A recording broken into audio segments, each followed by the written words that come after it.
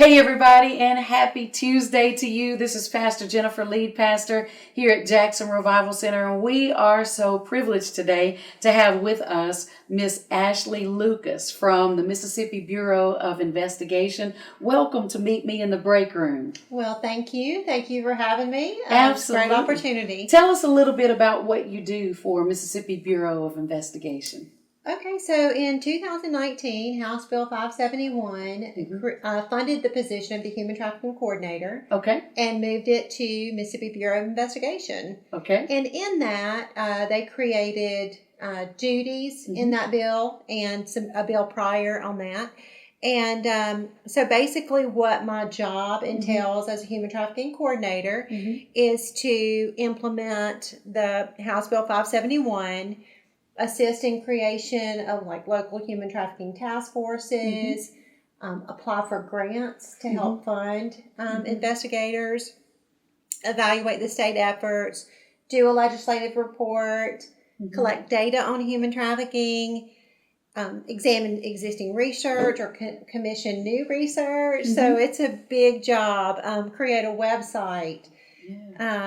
And then perform any duties specifically required by law. Okay. So just for those who may not know, when we're speaking of human trafficking, let's talk about what all that entails. Sure. So we could be talking about labor or sex trafficking. And basically with sex trafficking, we are talking about forced fraud or coercion.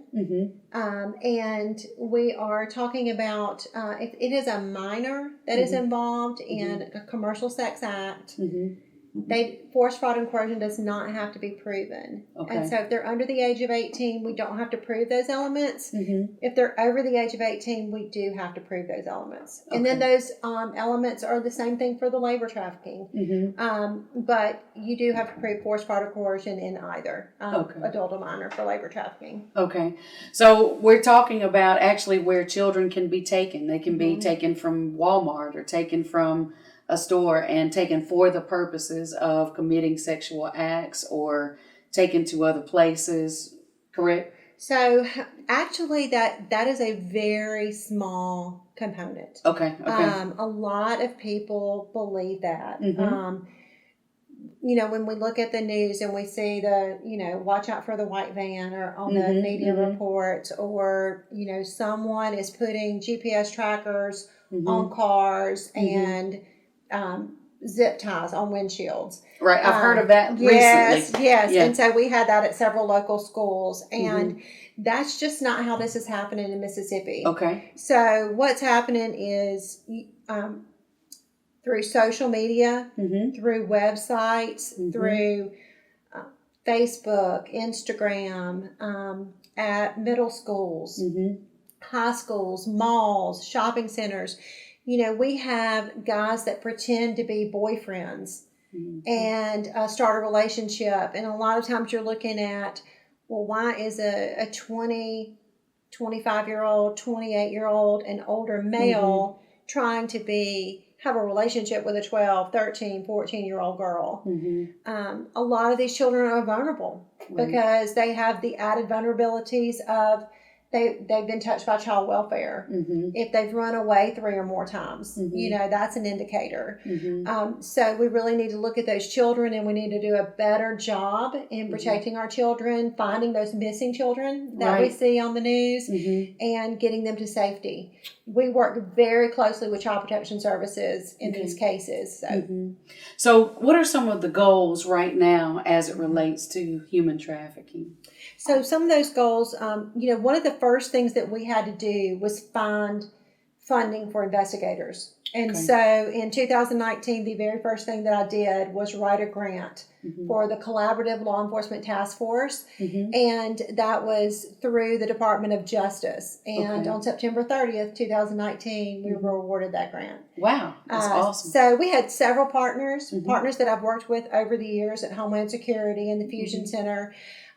That actually helped write that grant.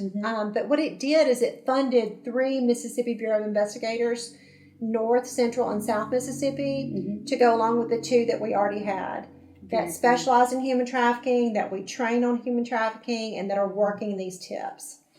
That's awesome. So, but that's still 5 people basically having to cover the state of Mississippi, which is a large territory for 5 people. It is. So what we do is, we're not the only people working human trafficking. So the Attorney General's office has a couple of investigators that are working human trafficking. Okay. Also, the locals are working it. And so we don't just come in and take over a case because it's human trafficking. What we do, though, is when we receive that tip and we have the local information, we reach out to locals and we ask them, is there anything that we can assist you with, or we'll come alongside them and help them with their intelligence. We'll help them prove their case, and just assist them in any way that they need. Sure.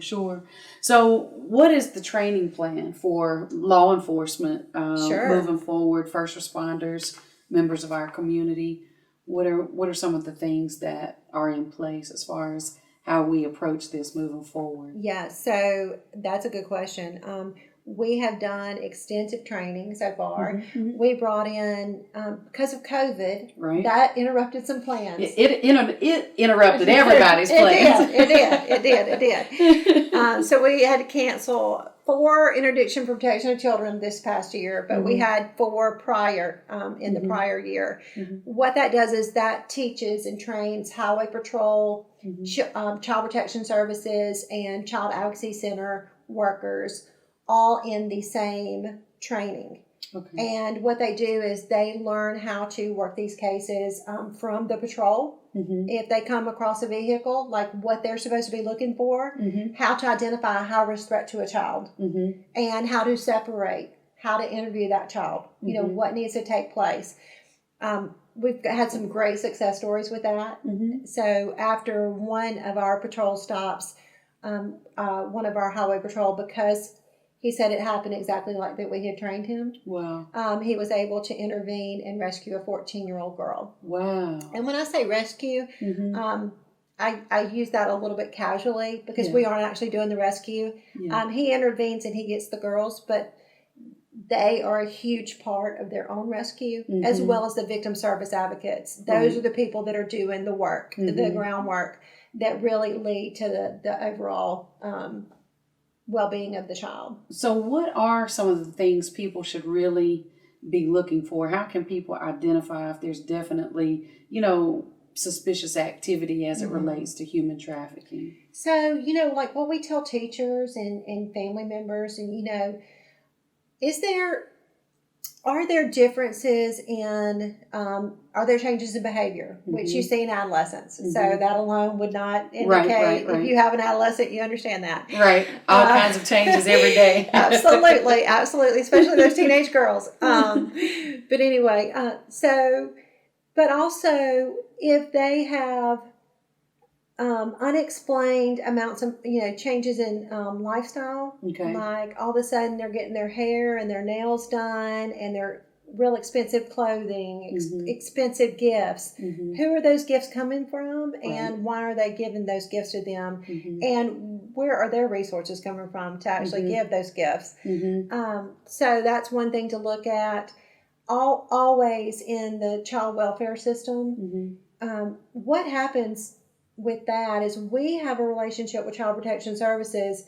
All human trafficking reports are reported to the coordinator. So that would be me, by child welfare and by law enforcement officers throughout the state, and the National Human Trafficking Hotline. So Child Protection Services gets a tip.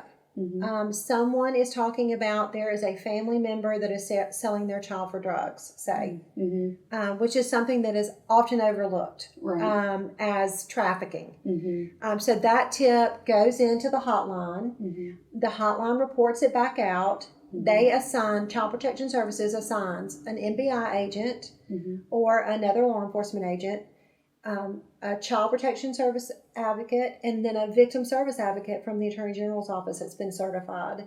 And so now we have a 3-pronged approach to go around that tip and hopefully not let anything fall through the cracks. It is a lot more comprehensive response than we've had in the past, and it's yielding results. Absolutely. And because I can only imagine when things are shown to be that, yes, that is exactly what's going on, the child then has to be removed from that home. Right. That child needs to receive therapy, needs to receive care from a physician, all of those kinds of things. So, yeah. And then, also, where was the child found? Was the child found at a hotel? Mm-hmm. Was the child found in a commercial sex act? Mm-hmm. Is the child hypersexualized have hypersexualized behavior on Facebook? Mm-hmm. And so, a lot of times we see these traffickers actually get the children addicted to drugs. Wow. If they're not addicted to drugs already, or use that addiction against them, they blackmail them. Mm-hmm. A lot of times people ask, well, it looked like that she just appeared, she ran away. Mm-hmm. Well, what is she running away from, and what is she running to? Absolutely. That is something that you have to look at. She was selling herself. She was willingly doing that. Mm-hmm. Well, as a minor, you can't. So that's defined by state and federal law. Mm-hmm. So that is no longer and two, that's not just normal to just up and want to do that. So, yeah. And then with an adult, what we try to do is we connect them with victim services, and that is their choice. Mm-hmm. But if you offer it to them every time rather than arrest them, if there's not a criminal offense that you have to arrest for, if you just continue to offer them services, what people tell us around the country is that eventually they accept it. Mm-hmm. If you treat them like a human being, and you're kind and you're compassionate, because we know that there's no little girl in the world or little boy that grows up to want to be raped 10 and 20 times a night. No. Like, that is not a lifestyle for anybody. No. And so, and just really learning how to talk the language. Our NBI agents were trained at the children's advocacy centers on forensic interviewing, and so they've learned how they're supposed to talk to children and what they're supposed to say, and then what they're supposed to let the children's advocacy center handle in those forensic interviews.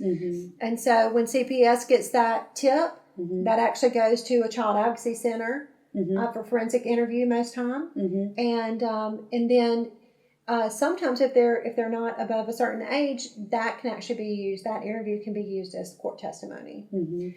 But at NBI, our main goal is to actually get the children help, to get the victims help, and to, prosecution's a far second. Yeah. If they want to give us information, if they want to report information, if there are other girls or boys that they know that are involved that we could assist, we certainly want to know that. But first and foremost, we want to make sure that they are safe, they are well cared for, and they are taken care of.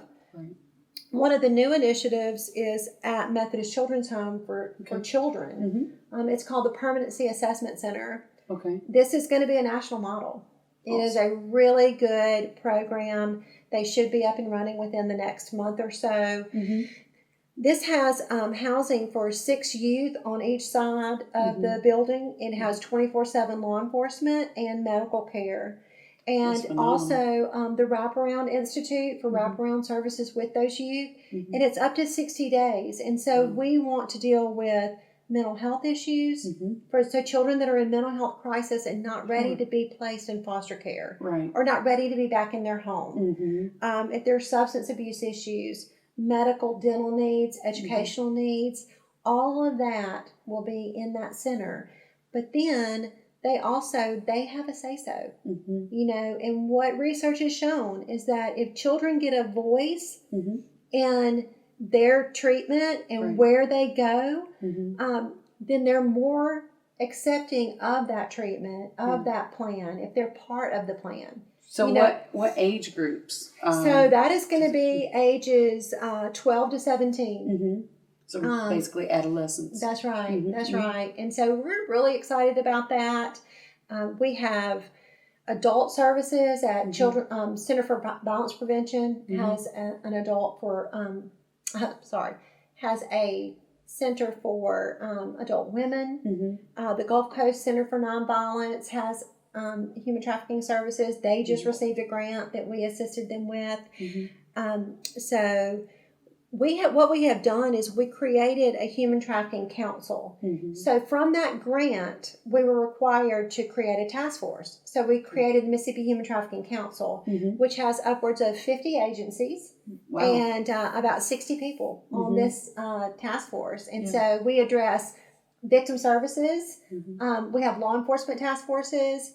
We have outreach and awareness, who is creating that website, which was mm-hmm. one of our requirements. Mm-hmm. We have strategic planning and trafficking protocol, and we have training, which we were talking about.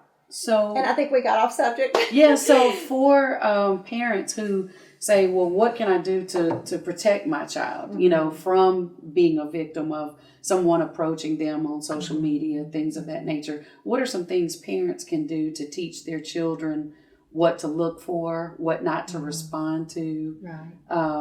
What are things parents shouldn't do as it relates to social media, mm-hmm. posting their children? Right. Can you give us some insight with that? Absolutely. Mm-hmm. The National Center for Missing and Exploited Children, which is NCMEC, mm-hmm. they have several resources for parents on their website mm-hmm. to help protect them on the internet. Okay. Internet safety is huge. Mm-hmm.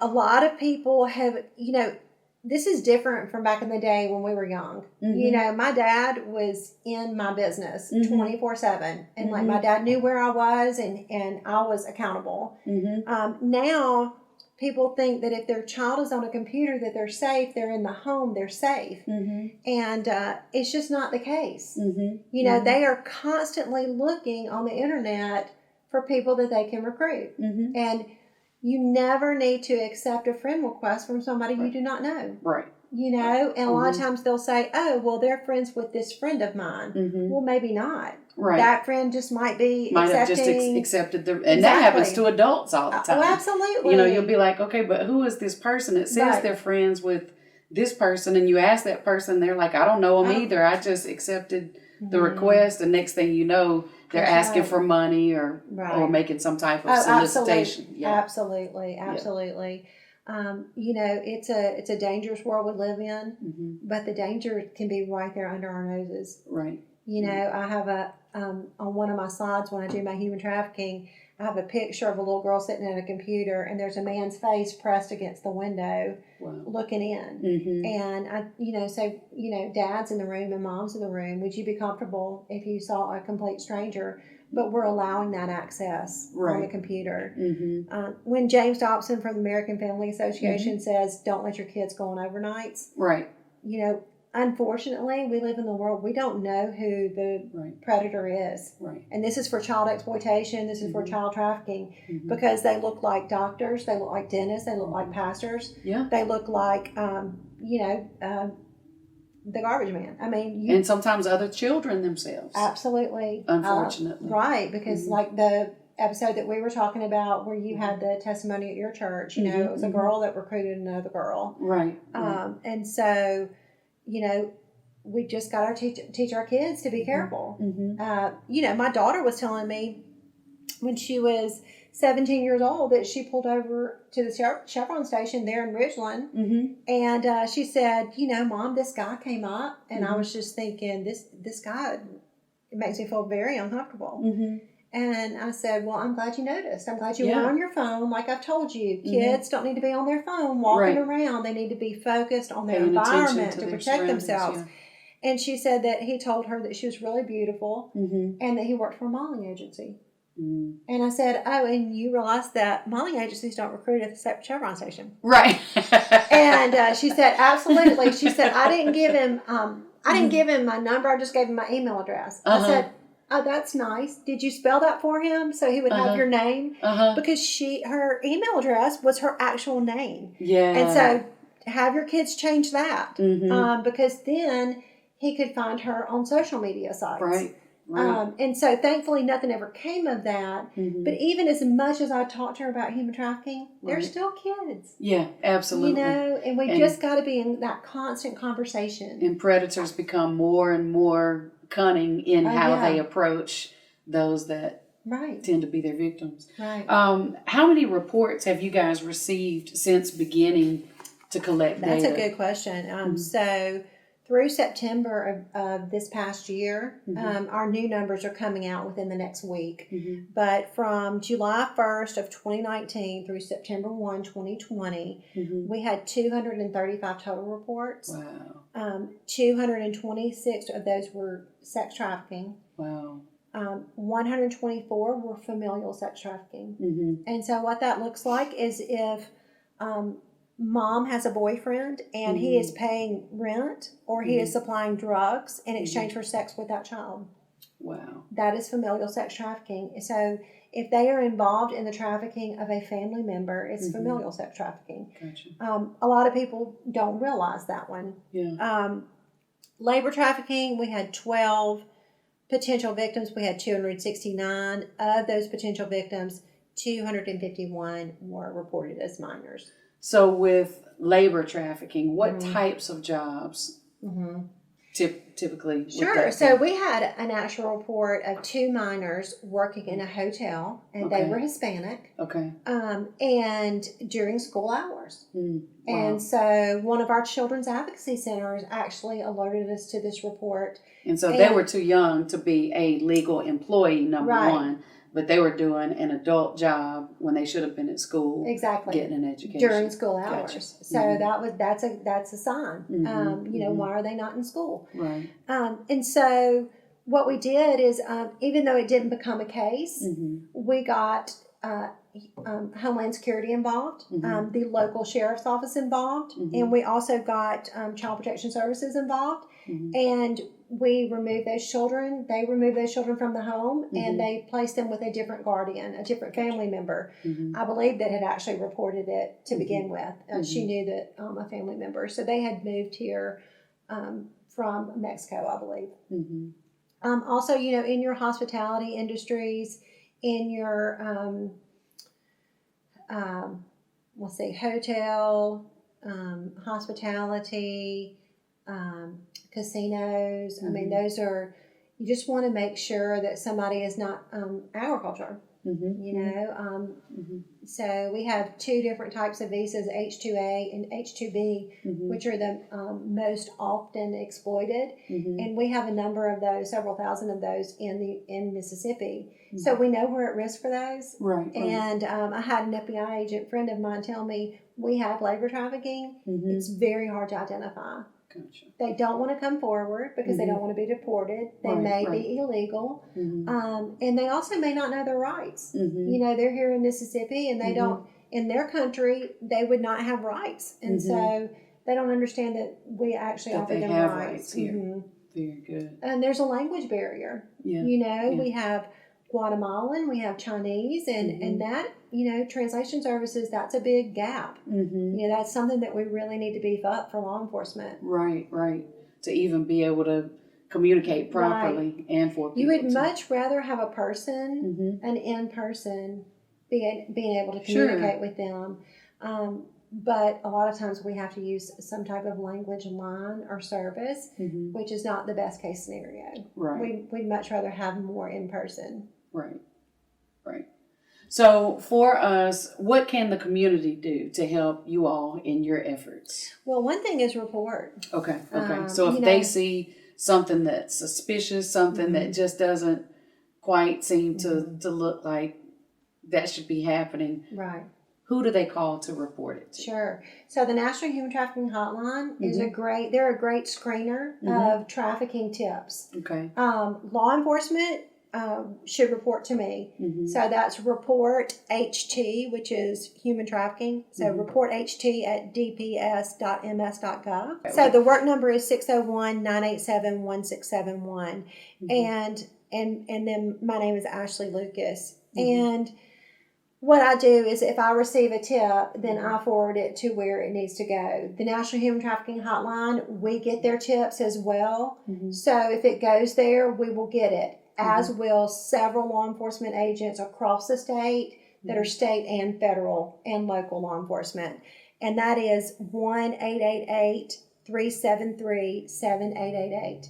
Okay. Now, what's really important is that if you have a minor involved in a commercial sex act, so you found her at the strip club or at a hotel in some type of, she had been sold for commercial sex, that is considered an abused child. And so you have to report to the Mississippi Department of Child Protection Services. Okay. They report all the tips to me as well, so you don't have to double report that. Okay. And that's 1-800-222-8000. Okay. And that is that's Child Protection Service. That's that child abuse hotline. Okay. So they take in all the minor tips. Okay. Okay. Very good. So again, let's review very quickly what some of those suspicious activities would look like. So if you have someone that now has access to very expensive clothing, hair, nails, and you know that they do not have those resources, unexplained resources, drug addiction, running away, a much older boyfriend or girlfriend, you know, because we are talking about boys or girls. Right. You know, anybody that is involved or been picked up in a commercial sex act. What about if a child seems very uncomfortable around, you know, a mother's boyfriend, or very uncomfortable around a father's girlfriend, or, you know, if you notice that they just don't they seem fearful more so than just don't like them or something of that nature. Yeah. You know, something like that. You would have to have probably a little more information for somebody to take, take the tip.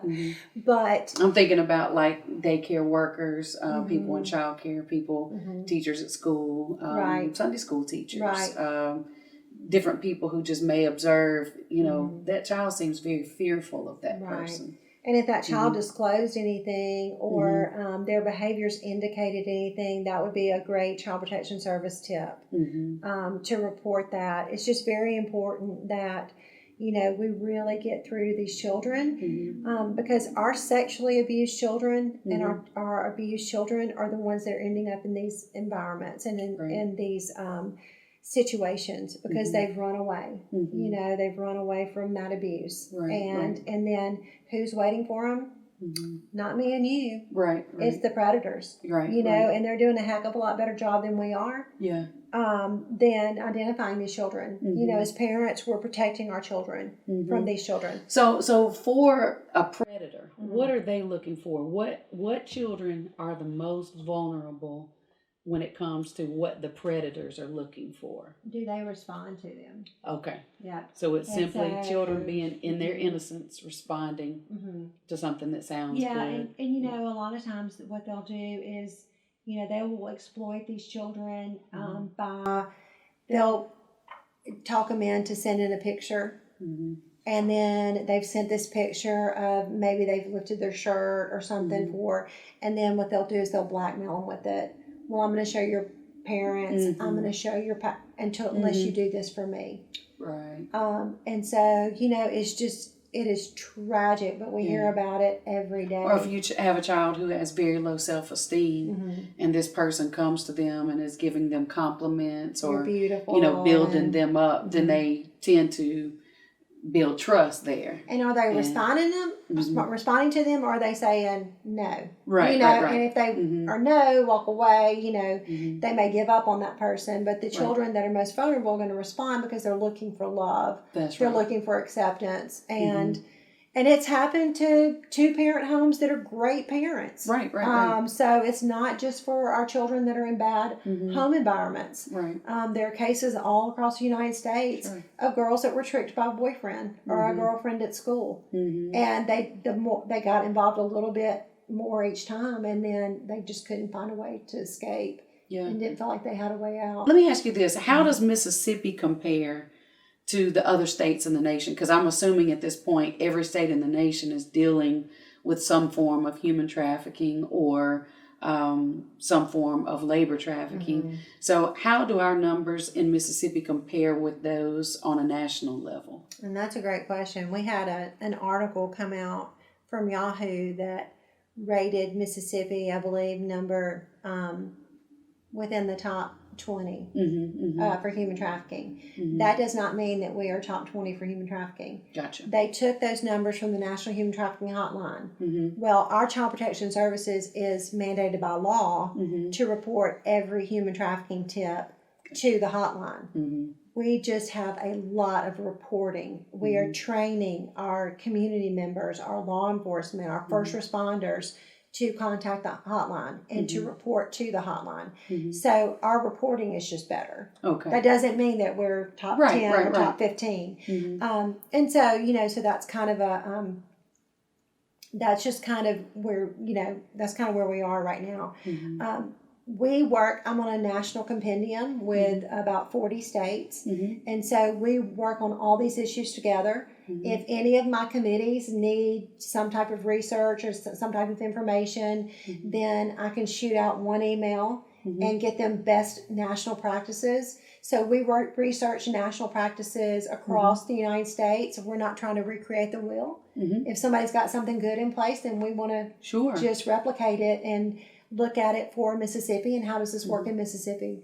That's great having those partnerships among so many different agencies, because that brings so many different resources to the table. The amount of resources has been amazing. It really has. It's been a great assistance to us. Well, we thank you so much. This has been very informative today. And for those who needed to know more about human trafficking, that it's not just sex trafficking, that it also includes labor trafficking. It's not just children who are abducted, but it can be familial. It can be all kinds of different things. Controlled. It can be gang controlled. If you have if you're finding a child in a high gang presence. So you look at hotels that are gang populated. And if that's where you're finding your child, that's also an indicator. So gang, familial, pimp controlled, and then familial. Is what we're looking at in Mississippi a lot of times. Well, thank you so much. This has been extremely informative. And so one more time, if you can, for those who want more information, if there's somebody who feels like they have something that needs to be reported, or if someone may like to invite you to come into a certain situation to speak on this same subject, how can they contact you? Sure. So you can reach me at Lucas, which is ALUCAS, at dps.ms.gov. And my phone number is 601-987-1671. And that also is forwarded to my work cell. And so you can reach me at either of those. Very good. All right, ladies and gentlemen, this is Miss Ashlee Lucas from the Department of Public Safety. This is the Human Trafficking Coordinator for Mississippi. And so we're so glad once again to have you with us today. And listen, we want to thank you for taking the time to join with us as well. We're looking for you to join us next week, same time, same place. Until then, our sincere prayer is that God's absolute best will be yours in every area of your life. Y'all go make today a great day.